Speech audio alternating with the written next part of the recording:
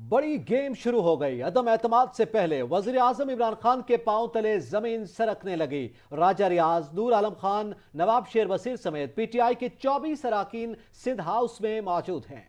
राजा रियाज ने इमरान खान को पार्लिमानी पार्टी का इजलास बुलाने का खुला चैलेंज दे दिया। बोले कप्तान ने बहुत देर कर दी, वोट देंगे और जमीर के मुताबिक देंगे। सियासी गेम फैसला कुन राउंड में दाखिल। मफाहमत के बादशाह ने हुकूमत की नंबर गेम पलट कर रख दी। तहरीक से पहले 24 खिलाड़ियों ने कप्तान पर खुलकर अदम एतमाद का इजहार कर दिया। सिंध हाउस में मौजूद पीटीआई की मिसिंग अरकान वजीर आजम के लिए चैलेंज बनकर सामने आ गए। इस्लामाबाद के सिंध हाउस में मौजूद तहरीक इंसाफ जहांगीर तरीन ग्रुप के रुकन कौमी असम्बली राजा रियाज का कहना है कि यहाँ 24 MNAs मौजूद हैं और भी लोग हैं जो यहाँ आना चाहते हैं, लेकिन नून लीग उन्हें एडजस्ट नहीं कर पा रही। उन्होंने कहा, हमें इमरान खान से इख्तलाफ है, इसलिए अपने ज़मीर के मुताबिक वोट देंगे। इसलिए ये फैसला किया है क्योंकि हमें खान साहब से इख्तलाफ है और वोट हम अपने ज़मीर के मुताबिक देंगे।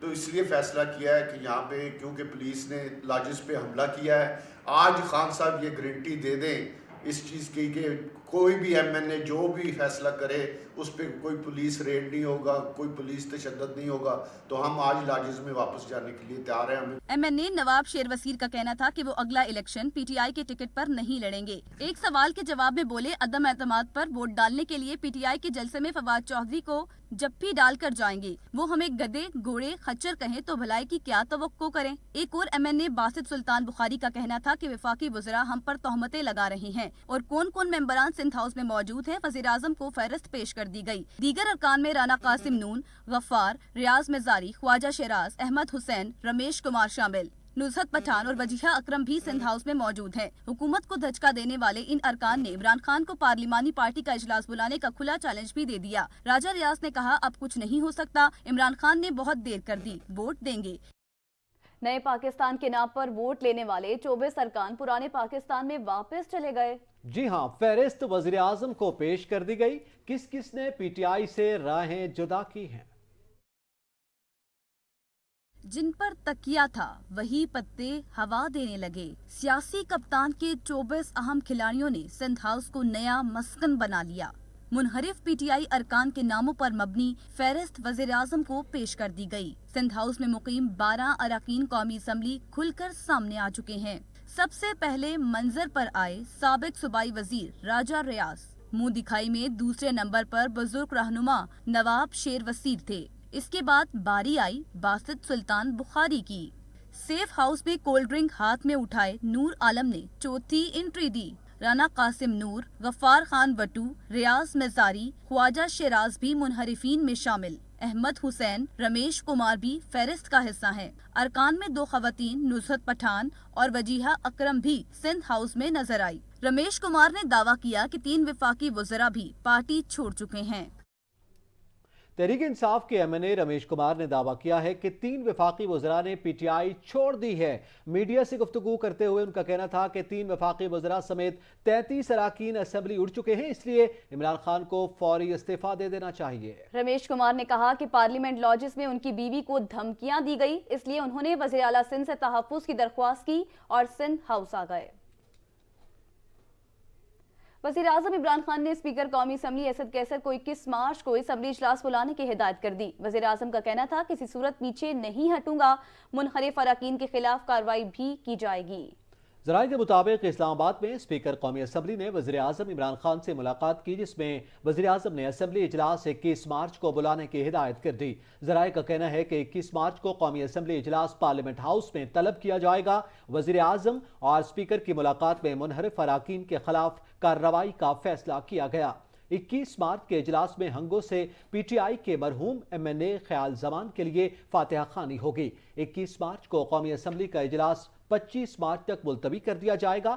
22, 23 और 24 मार्च की इस्लामाबाद में आम तातील होगी।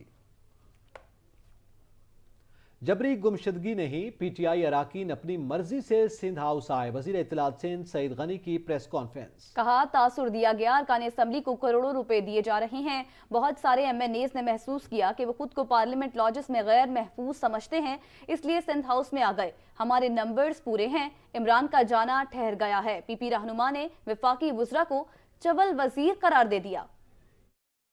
इमरान का जाना ठहर गया है।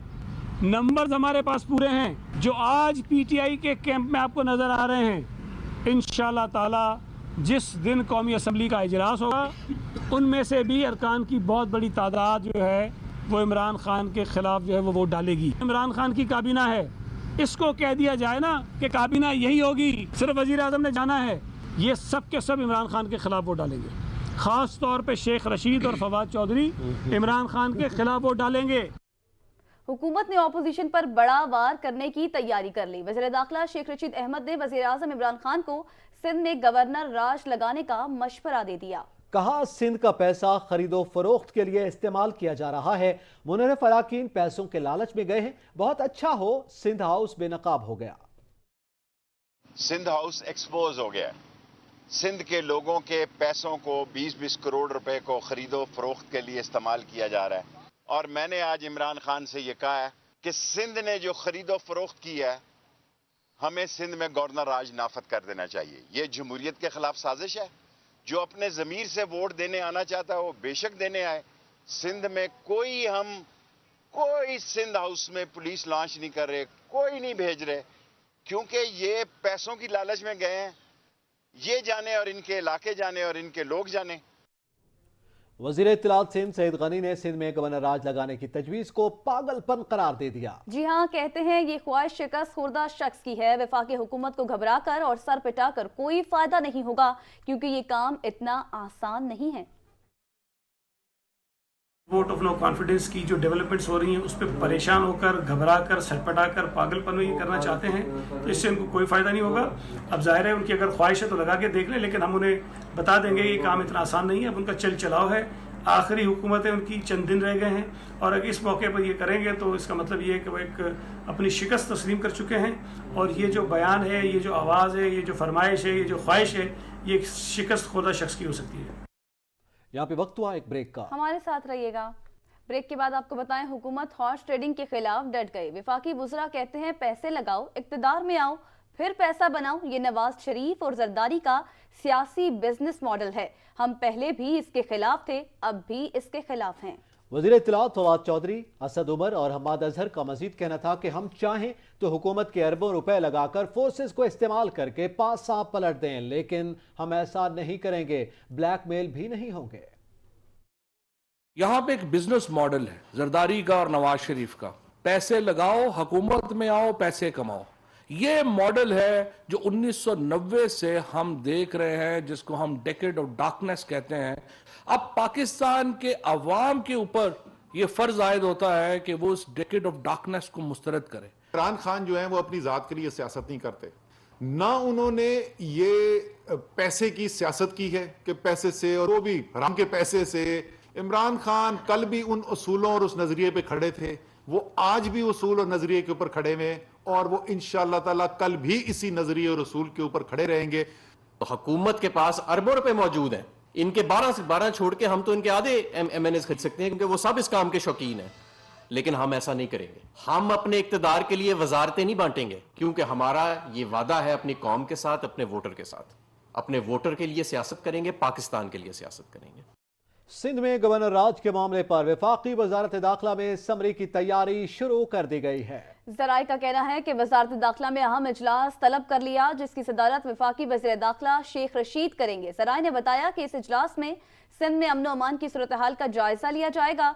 सिंध में अमन अमान की खराब सूरत हाल के तनाजुर में समरी तैयार की जाएगी। ज़राए का कहना था कि वजारत दाखिला सिंध में गवर्नर राज की समरी वज़ीर आज़म को भिजवा सकती है। इससे कबल वफाकी वज़ीर शेख रशीद अहमद ने वज़ीर आज़म इमरान खान को सिंध में गवर्नर राज लगाने का मशवरा दिया था। हुकूमत से मुनखरिफ अरकान शदीद तहफ़्फ़ुज़ात के साथ सिंध हाउस में बराजमान। अपोजिशन की जानिब से खातिर तवाज़ो, जबकि हुकूमत की जानिब से शदीद तनकीद की जा रही है।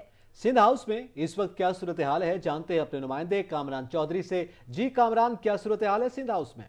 जी देखें, आज की सबसे बड़ी डेवलपमेंट जो थी दिन में वो यही थी कि 12 अरकान जो हैं वो सिंध हाउस से निकल आए। पाकिस्तान तहरीक इंसाफ के मुनहरिफ अरकान इनको कहा जा सकता है, और हुकूमत की जानब से ये इल्ज़ाम लगाया जा रहा है कि ये सिंध हाउस में जो है वो पाकिस्तान पीपल्स पार्टी की जानब से इनको जो है वो قید میں رکھا گیا تھا اور ان کو جو ہے وہ مجبور کیا گیا اس بات پہ کہ یہ اراکین جو ہیں وہ منحرف ہوں. تاہم اب آج جو ڈیولپمنٹ ہوئی ہے اس کے بعد سندھ ہاؤس سے یہ اراکین جو ہیں وہ سامنے آئے ہیں. تمام میڈیا نے سارا دن جو ہے وہ ان اراکین کے بیانات بھی چلائے ہیں اور ان کا اب جو موقف سامنے آیا ہے وہ یہ ہے کہ یہ جو ہیں وہ خود سے یہاں پہ آئے ہیں. اور دوسری جانب حکومت کا جو موقف ہے وہ یہ ہے کہ حکومت نے انہیں جو ہے وہ لوٹے قرار دینا جو ہے وہ شروع کر دیا ہے. وفاقی وزراء نے اب سے کچھ دیر قبل پریس کانفرنس میں ان اراکین کے خلاف قانونی اور آئینی جو بھی کارروائی ہو سکتی ہے اس کے حوالے سے مشاورت کا بھی بتایا. وزیر اعظم ہاؤس میں شام کو اس حوالے سے اجلاس بھی ہوا. اس کے علاوہ دیگر کئی ارکان ہیں جو ابھی تک سامنے نہیں آئے لیکن وہ جلد جو ہے وہ اپنا اعلان بھی کریں گے, سامنے آئیں گے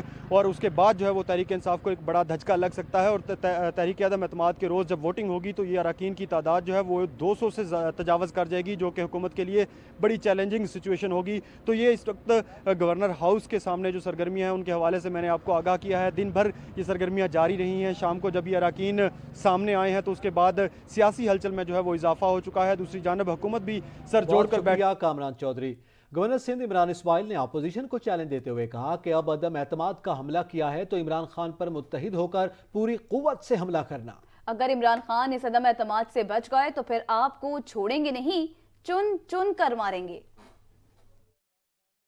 ایک بار یہ مرحلہ گزر جائے اس کے بعد انشاءاللہ کسی کرپٹ ان سب کو چاہیے کہ بھرپور قوت کے ساتھ متحد ہو کے عمران خان پہ حملہ کریں, کیونکہ اگر انہوں نے کمزوری کا مظاہرہ کیا اور انشاءاللہ عمران خان نے اس جو موومنٹ ہے یہ نو کانفیڈنس کی, اس میں سے عمران خان کامیاب ہو کے باہر نکلے تو وہ چھوڑے گا نہیں, مارے گا چن چن کے, یہ یاد رکھنا. پیپلز پارٹی کے رہنما یوسف رضا گیلانی نے کہا کہ پارلیمنٹ لاجز میں ہمارے ایم این ایز پر حملہ ہوا. ارکان نے درخواست کی کہ ہمیں سندھ ہاؤس میں رکھا جائے. ہمارے اراکین کے تحفظ کے لیے سندھ ہاؤس میں پولیس تعینات کی. ہم ایسے نہیں کہ ان کی دھمکیوں میں آ جائیں گے. پارلیمنٹ لاجز کے میں ایک پولیس نے حملہ کیا تھا اور ہمارے معزز سینیٹرز اور ایم این ایز کے ساتھ تشدد ہوا تھا اور اس وقت پروٹیسٹ ہوا اور ایک ہی رات کے اندر سب واپس آ گئے, ممبرز بھی واپس آ گئے, ورکرز بھی واپس آ گئے. تو اس حالات کے پیش نظر کچھ ہمارے اپنی پارٹی کے لوگوں نے یہ درخواست کی کہ ہمیں اپنی پروٹیکشن کے لیے ہم چاہتے ہیں کہ ہم سندھ ہاؤس میں ہمیں رکھا جائے. تو وہ according to law, according to rules and according to the practice وہ وہاں ہیں. وزیر خارجہ شاہ محمود قریشی نے کہا ہے ضمیر بیچنے والے اراکین اسمبلی کو کوئی روک نہیں سکتا. اپوزیشن کا نہ جھنڈا ایک, نہ نظریہ اور نہ ہی ایجنڈا ایک. اپوزیشن کا ایک نکاتی ایجنڈا صرف وزیر اعظم عمران خان کو ہٹانا ہے. چودھری برادران مناسب وقت پر درست فیصلہ کریں گے. ملکی سیاسی صورتحال پر جاری بیان میں وزیر خارجہ شاہ محمود قریشی کا مزید کہنا تھا ہر منتخب نمائندہ محترم ہے, وہ لاکھوں لوگوں کی نمائندگی کرتا ہے. جتنا نقصان جمہوریت کو آج ہو رہا ہے تاریخ میں کبھی نہیں ہوا. پیپلز پارٹی جمہوریت کے علمبردار بن کر جمہوریت کو نقصان پہنچا رہی ہے. بلاول ابھی بچہ ہے اور نہ سمجھ ہے. ایم کیو ایم ہمارے محترم اتحادی ہیں. پچھلے 3.5 سال سے وہ ہمارا بھرپور ساتھ دیتے آ رہے ہیں. ان کا شکریہ ادا کرتا ہوں. رہنما نون لیگ احسن اقبال نے کہا کہ دوسروں کو چور کہنے کی سیاست اب نہیں چلے گی. اپنی ناکامی دیکھ کر ایک لیڈر فساد پھیلانے لگا. الیکشن کمیشن عمران نیازی کو چوری پر نااہل قرار دے, یہ مطالبہ کیا گیا احسن اقبال کی جانب سے. ایک عام پاکستانی سمجھنے سے قاصر ہے کہ ایک منتخب وزیر اعظم تو 10,000 درہم کی بیٹے کی تنخواہ ڈکلیئر نہ کرنے پہ نااہل کر دیا جائے, تاحیات نااہل کر دیا جائے, اور دوسرا وزیر اعظم جو ہے اس کی کروڑوں روپے کی چوری پکڑی جائے, کروڑوں روپے کی مس ڈیکلیریشن پکڑی جائے, درجنوں بینک اکاؤنٹس پکڑے جائیں کہ جو الیکشن کمیشن سے چھپائے گئے, اور اس کے دفتر کے سٹاف کی چوری پکڑی جائے, اور دوسروں کو وہ نام لے لے کے پکارے کہ ان کے ملازموں کے اکاؤنٹ کے پیسوں کا وہ حساب مانگے. میں سمجھتا ہوں کہ پاکستان کے اندر جس درجے کی جھوٹ، الزام تراشی اور خود چور اور دوسروں کو چور کہنے کی سیاست عمران نیازی صاحب نے کی ہے، اس کی کوئی مثال نہیں ملتی۔ وفاق کے ساتھ پنجاب کا قلعہ بھی اپوزیشن کے نشانے پر ہے۔ متحدہ اپوزیشن نے عثمان بزدار کے خلاف بھی تحریک عدم اعتماد لانے کی تیاری کر لی۔ متحدہ اپوزیشن کے رہنماؤں نے پنجاب اسمبلی سیکریٹریٹ سے رابطہ کر لیا۔ رہنماؤں نے تحریک عدم اعتماد کے حوالے سے اہم حکام کی دستیابی بارے استفسار کیا۔ وزیر اعلیٰ کے خلاف تحریک جمع کروانے کے اہم امور سے متعلق رہنمائی مانگ لی۔ حکومت کی جانب سے پرویز الہی بطور وزیر اعلیٰ قبول نہیں۔ پی ٹی آئی کے ناراض رہنما علیم خان نے وفاقی وزراء اور اعلیٰ قیادت کو واضح پیغام دے دیا۔ تحریک عدم اعتماد کے معاملے پر تحریک انصاف کے ناراض رہنما علیم خان کی سیاسی ملاقاتیں جاری ہیں۔ ذرائع کا کہنا ہے کہ پرویز الہی کے وزیر اعلیٰ پنجاب بننے کی صورت میں علیم خان بڑی رکاوٹ ہوں گے۔ علیم خان نے اپنا پیغام وفاقی وزراء اور اعلیٰ قیادت کو پہنچا دیا، جس پہ کہا ہے کہ حکومت کی جانب سے پرویز الہی بطور وزیر اعلیٰ قبول نہیں ہیں۔ پرویز الہی وزیر اعلیٰ بنے تو علیم خان سمیت ان کے راستے میں کافی رکاوٹیں ہوں گی۔ وقت ہوا ایک بریک کا، ہمارے ساتھ رہیے گا۔ تحریک عدم اعتماد پر سیاسی جماعتوں کے درمیان ممکنہ تصادم کے پیش نظر سپریم کورٹ بار نے انتہائی اہم اقدام اٹھا لیا، عدالت سے رجوع کر لیا ہے۔ وزیر اعظم عمران خان کے خلاف عدم اعتماد کے معاملے پر سیاسی جماعتوں میں ممکنہ تصادم کے خدشے کے پیش نظر سپریم کورٹ بار نے ممکنہ تصادم روکنے کی آئینی درخواست دائر کر دی۔ سپریم کورٹ میں دائر درخواست میں موقف اپنایا گیا کہ تحریک عدم اعتماد کا عمل پرامن انداز سے مکمل ہو۔ تحریک عدم اعتماد آرٹیکل 95 کے تحت کسی بھی وزیر اعظم کو ہٹانے کا آئینی راستہ ہے۔ سیاسی بیانات سے تحریک عدم اعتماد کے روز فریقین کے درمیان تصادم کا خطرہ ہے۔ مسودہ درخواست میں یہ بھی کہا گیا ہے کہ سپریم کورٹ تمام سٹیک ہولڈرز کو تحریک عدم اعتماد کا عمل پرامن انداز سے مکمل کرنے کا حکم دے۔ سپریم کورٹ بار ایسوسی ایشن کی درخواست میں وزارت داخلہ، وزارت دفاع، آئی جی اور ڈپٹی کمشنر اسلام آباد کو فریق بنایا جائے گا۔ اسلام آباد ہائی کورٹ نے وزیر اعظم کو بیرون ممالک سے ملنے والے تحائف کی تفصیل بتانے سے متعلق کیس آئندہ ماہ سماعت کے لیے مقرر کرنے کی ہدایت کر دی ہے۔ اسلام آباد ہائی کورٹ کے جسٹس میاں گل حسن اورنگزیب نے وزیر اعظم کو بیرون ممالک سے ملنے والے تحائف کی تفصیل بتانے سے متعلق کیس جلد سماعت کے لیے مقرر کرنے کی درخواست پر سماعت کی۔ درخواست گزار وکیل نے کہا کہ انفارمیشن کمیشن نے حکومت کو تحائف تفصیل بتانے کی ہدایت کی ہے، عمل نہیں کیا جا رہا۔ عدالت نے ریمارکس دیا، آپ وزیر اعظم کے تحائف کی تفصیل مانگ رہے ہیں، کیا آپ نے انہیں فریق بنایا؟ جس پر وکیل نے کہا کہ وزیر اعظم کو فریق نہیں بنایا، توشہ خانہ کے ذمہ دار کابینہ ڈویژن کو فریق بنایا۔ کابینہ ڈویژن نے توشہ خانہ تفصیل بتانے سے انکار کرتے ہوئے ریٹ پیٹیشن دائر کی۔ Army chief general Qamar Javed Bajwa نے سروس کورس سینٹر نوشہرہ کا دورہ کیا اور یادگار شہداء پر حاضری دی۔ شہداء کے لیے فاتحہ خوانی کی اور میجر جنرل عثمان حق کو colonel commandant army service corps کے بیچز لگائے۔ آئی ایس پی آر کے مطابق army chief general Qamar Javed Bajwa نے army service course centre Nowshera کا دورہ کیا۔ آرمی چیف نے یادگار شہداء پر حاضری دی، انہوں نے شہداء کے لیے فاتحہ خوانی کی۔